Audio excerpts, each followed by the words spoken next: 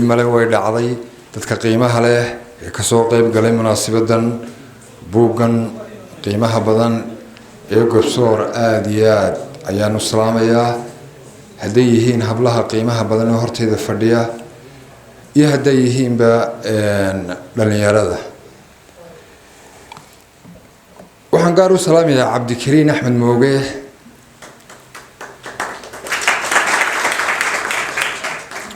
ودكتيدو مغلسي إشيدو أنا قبل مو يعني أنت مركان كيم عضو سعيد محمود جهير ويقصوا عسومي حفلة أيام أنت أنسو سعودي حوجا شامنو يسكتشري لو تربي يسوع عليه نيدان سكيري وردت كي حفلة كوجو عسومي كويري أذيكو كرامية مركا kasoo qaybgalkaygu idinka muhiim idin maaha laakiin inaad qofnimadayda dadnimadayda inaad weynaysiin baan u arkaa alxaasil almuraad dad $200 haysto saacadka wax fido inaad waqtiga u ilaalisaa waa muhiim aan soo koobaya qabyaalada aad baa looga hadlaa oo dhinacyo fara badan ayaa laga taabtaa aniga laftigeena waxa laga yaabaa in aad uga hadlay iminka markaan soo socdo warbal maxaad ka tiraahdaaba wixii su'aashii ugu weynayd aan isweydiinay ahayd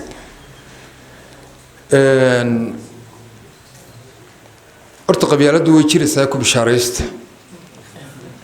qabyaaladu way jiraysaa inta baahida dhaqaale dalkeena jirto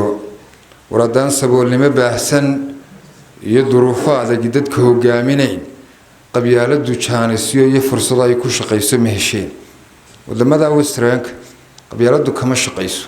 waayo dadku waxay isku xiran yihiin siday wax u kala macaashaan innaguna waxaynu isku xiranahay sidaynu isku xidhno baashan reernimada la yiraahdo aynu xayeysiino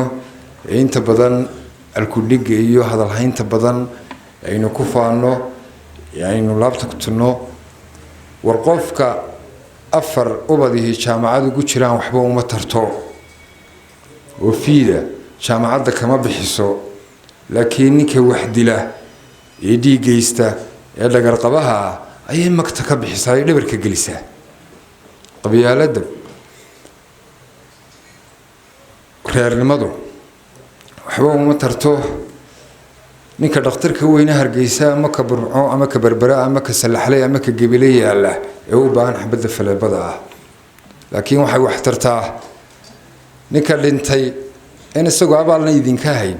oo ay aasta oo ay amaanta waxaynu nahay ummad u afduuban dad meyti ah oo xisaabtoodii ifka Ilaahay laalaabay waradaan kuraa ugaagii afraad muxuu ku fiicnaa doorku bulshada ku lahaa qof nooceeyo ahaa igama sheekeyn kartid laakiin ilaa kaagii 20aad ilaa kaagii 23aad oo tixi kartaa walibana waa difaacaysa taasi waxay ku tusaysaa in qof kasto inaga midahay uu ilaalinayo xuquuqda qof dhintay qofna la ka tagayo warawgaaga dhintay adeerkaaga ma baahna difaac iyo u dood iyo u dagaalan iyo kufaan kaaga nool ee damiirka wanaagsan leh ee barkhad batuun Cabdikariin Axmed oo ka mid yihiin ayaa kaaga baahan garab istaagto oo u heeliso walli uu kaaga baahnina uga kufaan iyo duc baba wagay ka dhiganta ku dhaqanka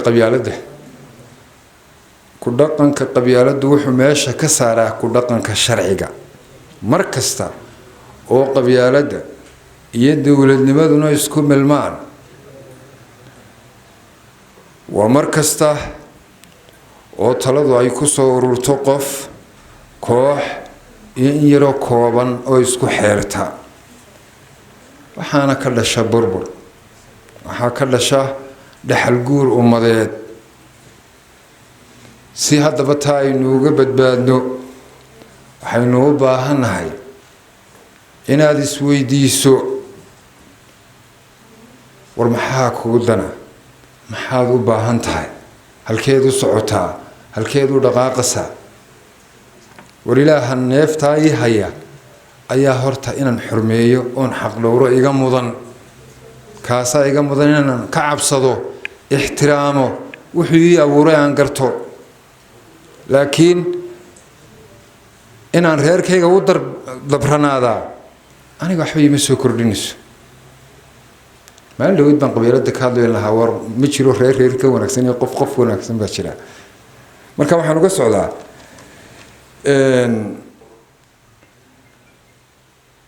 cudur kastoo dadka ku dhaca dawo leeyahay marka labada laga reebo war siday macaanka iyo dhiikarka iyo dhimirku u leeyihiin dawo ayay qabyaaladuna u leedahay dawadaas waa maxay waa cadaalad iyo sinaan waxaad aragteen ama maqasheen laba beelood oo isdilay oo beelna 100 laga dilay beelna 3 laga dilay beeshii 3 laga dilay waxay ku faraxsan tahay in 3 laga dilay waxay ku faraxsan tahay inay kooxdii kale dhigta dhiiga u dareen waxay ku faraxsan tahay inay jabiyeen iskuma haystaan in ay dhagaroobeen oo ay bini aadam laayeen taasoo kale warninka madaxweynaha noqda reerkiisu ma nimcoobayaan ma barwaaqoobayaan waxaan dadku laakiin ay u rabaan in qof kamidii reerkoodu madaxweynaha noqda waa ku faan iyo reerkiina reerkayga xukumayay war adduunyadu faan way dhaaftay qarniga aynu marayno faan waa la dhaafay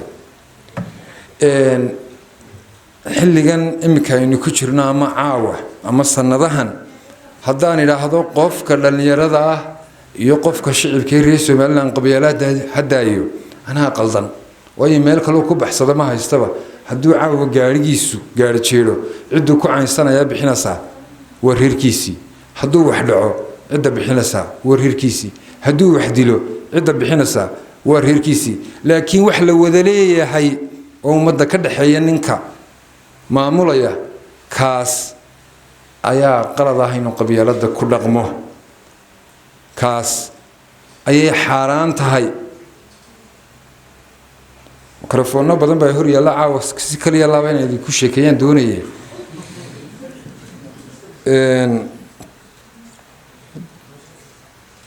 waniyo nimanka dhalinyarada halkan fadhiyaan doonaya bal inaan waxooga la yar hadlo warina kala 20 jirkay hor fadhiyeen nolosha ku dayoobay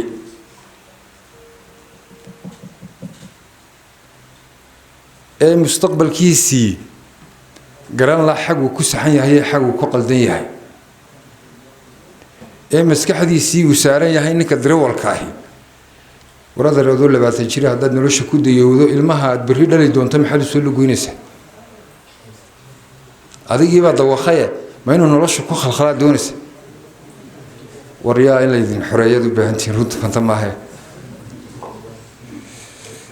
laba erayo ma sayro kooban ayaan halkan idinka akhrin kadibna waan idinka bixi danta guud hirgelinteed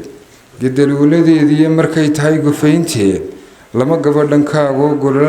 golan lama joogsado waxaan gole lama joogsado waxaan laga garaabayn iyo taada gaarka waxaad gaar u saartaan waxaad gaga kacaydaan waxaad geed xajiin badan hoostiisa geysaan in qabyaaladan gelin oo hoos u kala gurin dadku guulahan samay xil siyaasi gudan kara uma eegtid garashiya karti iyo go'aankee waxaad garab ka saartaan keena gooska dhaafsaday qaranimada loo go'ay gulna kay la weyntahay geesi baad ku sheegtaan nin damiirku guray baad ninka ragaagaysa gale oo ka bixishalay galabtana ku soo noqoy xisbiyada u kala guur markuu joogo waa gobe gunku sheeg markuu tago beentii runtii goor qura ka wada sheeg ammaan iyo dhaliil guud hadalkiisu u gee mabda gaar ah malaha shacabkii wuxuu gudaha aqoonsaday u guraaca durbaan kale iyaguna gadoodii boorar gaar la horiyaa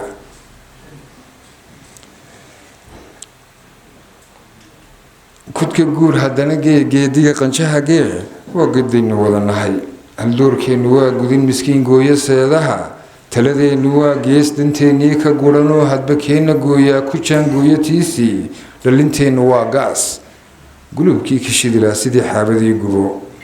geyigani markuu shalay dadkiisoo iskarabsaday beelnimo ka guureen xisbiyana gardaadsheen raja soo weymay gelin sow guusha maan filan ka gadaal bil iyo bilo hankii aan lahaa gaadh sow gagaxmo noqon midhahaan lahaa geed beertaya ka soo guro garan waay muday iyo sow gucndhamay noqon sow qabyaaladan gooye beri hore garwaaqsaday inay tahay gumaysiga ma gudbuhu ku caan yahay bulshadeennu ganayow sow ma wada gardaajaan misna sow ma gaaxshaan sow ma guntanayaan guulwadahan liitiye magabada xishoo tiray waxaan maanka geli karin oon gurbood ka daadegin guudna aan ka socon karin gudna aan ka iman karin gud macnaheedu waa xagga hoose gudna aan ka iman karin sow golo lama u tegin dadkeennii gudboonaa sow iniba geesteed gaarkeedumay shirin sow laysma kala gurin sow laysma wada ganin sow guuxmoo badan geedigu intuu weli guuraayo sahanlee geedigu intuu weli guuraayo sahanlee intay gobolladeennii kala guula badan yihiin geedigu intuu weli guuraayo sahanlee intay gobolladeennii kala guula badan yihiin bulsho kala gadoodaay bulsho kala golaysaay bulsho kala gudaysaay